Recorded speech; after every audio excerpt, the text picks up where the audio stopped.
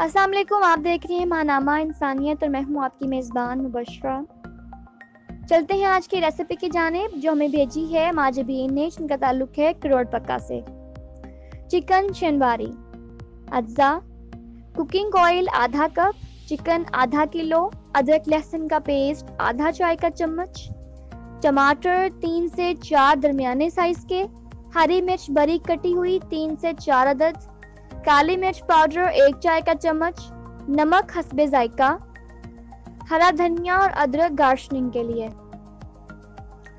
तरकीब: ऑयल को कढ़ाई में गरम करें, इसमें चिकन डालकर इतना पकाएं कि इसका रंग बदल जाए। अब इसमें अदरक लहसुन का पेस्ट डालकर पकाएं कि इसका रंग गोल्डन हो जाए। इसमें टमाटर डालकर ढक्कन बंद करके 1 से 2 मिनट तक भाप दें ताकि टमाटर का छिलका नरम हो जाए। फिर इसका छिलका अलग कर लें। अच्छी तरह मिक्स कर हल्की आंच पर 2 से 3 मिनट के लिए पकाएं। अब इसमें हरी मिर्चें, काली मिर्च पाउडर और नमक डालकर इतनी देर पकाएं कि इसका पानी खुश्क हो जाए। आखिर में धनिया और अदरक से सजावट करें।